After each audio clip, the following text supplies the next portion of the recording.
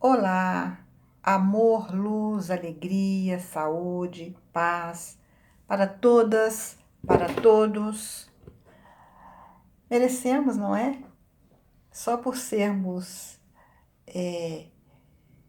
herdeiros, herdeiras do divino, merecemos. Hoje eu estou aqui para falar da importância de nossa conexão com o nosso eu divino para o despertar, para o nosso despertar. Mas o que é o despertar? Eu entendo o despertar como a mudança do horizonte existencial. Somos a manifestação da fonte do Criador primordial e todas as nossas escolhas e ações deveriam ser orientadas por essa consciência. Eu sou a manifestação do Criador primordial e manifesto em minha vida a escolha de sempre realizar essa verdade em mim. Eu, pessoalmente, declaro essa consciência e essa intenção todos os dias, já faz muitos anos. E eu faço isso utilizando uma afirmação que eu tirei nesse livro. Então, eu falo que é uma orientação, uma afirmação nos dada pelo mestre Saint-Germain. E qual é essa afirmação? Eu sou o amor, a sabedoria e o poder, com sua inteligência ativa, o que estará atuando em tudo que eu pense ou faça hoje e sempre. Eu ordeno a essa atividade infinita que seja minha proteção e atue em todo momento, fazendo com que eu me mova, fale e proceda unicamente em ordem divina. Assim eu estou ordenando o que eu quero viver.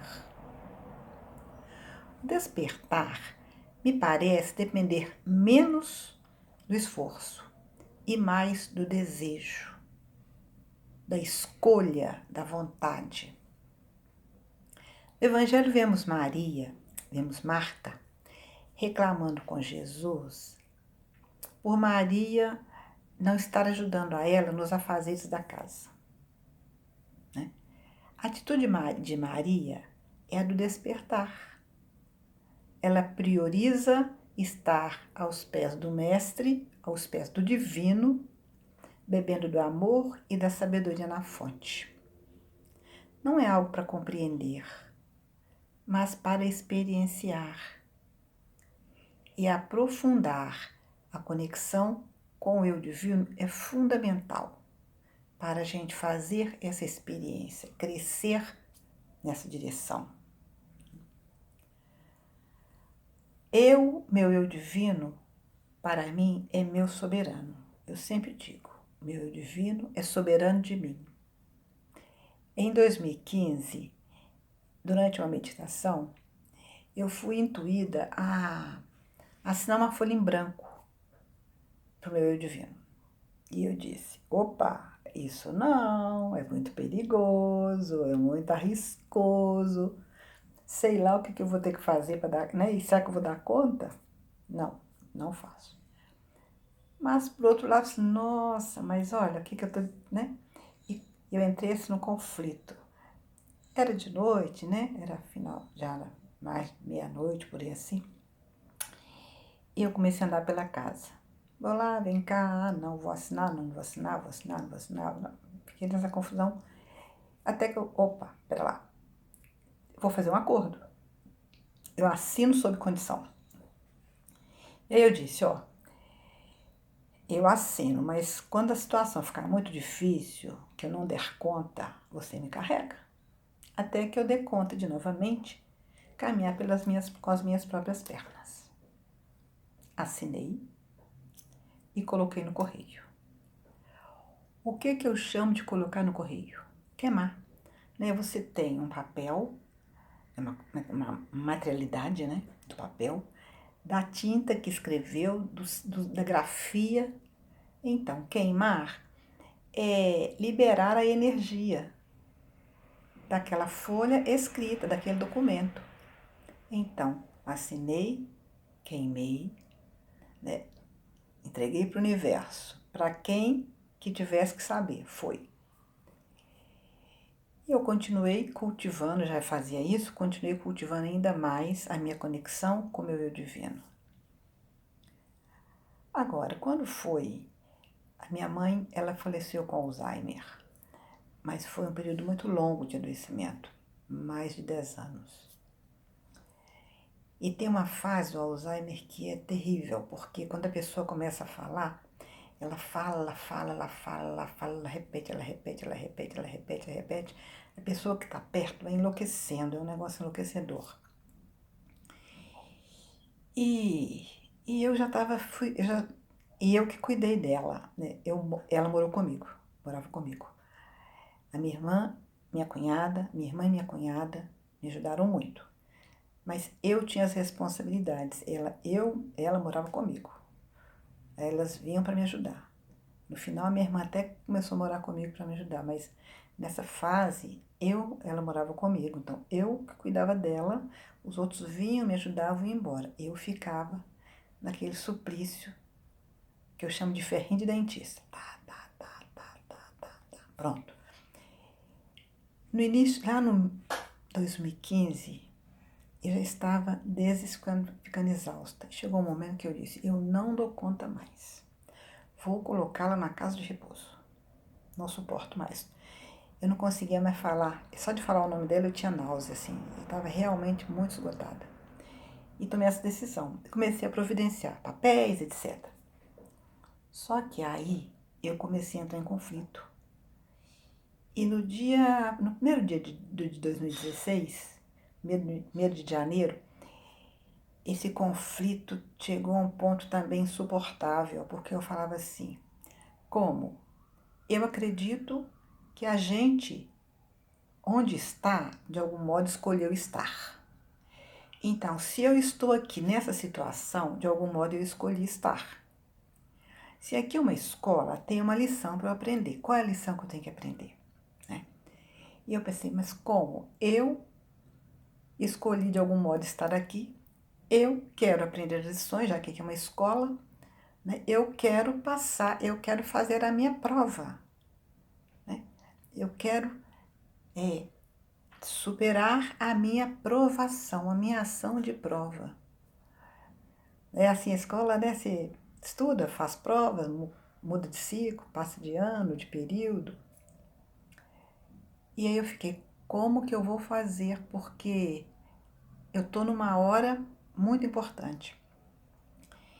E eu cheguei a um grau também de angústia profunda. Uma angústia, um desespero. E agora, o que é que eu faço? Não consigo, né? Se ficar o bicho pega, se correr o bicho come. O que é que eu faço? Tem que enfrentar, não tem outro jeito, né? E eu falei assim, eu tenho um contrato com o meu eu divino, nós temos um acordo. Eu disse, meu eu divino, não suporto mais. Mas também eu não quero perder essa chance de minha prova, de minha aprovação, da minha testagem para mim mesma. Preciso de ajuda. Combinamos isso. Aí fiz umas orações e estava muito cansada já. Deitei e dormi, apaguei. No dia seguinte eu acordei, levantei, fui cuidar dela, como fazia sempre, de manhã, cuidar, tirar da cama, arrumar, dar alimentação e tal. Depois fazer meu trabalho em casa. Então, quando chegou, e aí passou o dia, né? O dia foi tranquilo, mas chegou, depois para o almoço e tal. No final do dia eu falei assim, olha, até que foi tranquilo, o dia hoje foi tranquilo, as coisas aconteceram do mesmo jeito. Eu disse, foi tranquilo, dei conta, foi bom, não sei, foi assim, até que não é tão difícil. No dia seguinte, isso é mesmo, que não tá difícil. Não tá difícil, cada dia eu falava assim, então eu falei assim, não, encerrei o encerrei aquele processo de internação dela. Assim, ela vai ficar aqui com a gente. E ela ficou, né? Isso foi em 2016. Então, olha, início de janeiro de 2016. Ela faleceu em 26 de dezembro de 2020. Foi um longo período ainda de adoecimento. Mas eu dei conta de cuidar dela. Nunca mais, assim, fiquei bem, fiquei tranquila, toquei a minha vida e falo assim, cuidar dela não me impediu de nada. Eu não tive mais vida social, só saí de casa para trabalhar, mas fora isso, estudei, fiz curso, continuei trabalhando, tudo que eu tinha que fazer eu fiz. Ela não comprometeu em nada a minha caminhada. E hoje eu vejo que aquela que aquela decisão foi fundamental para mim, sabe? Porque quando o fato de ter passado naquela prova, hoje eu olho que trouxe uma mudança na minha vida que foi fantástica. 2020, então, 2019 foi um ano muito importante, mas 2020 foi um ano de muitas mudanças.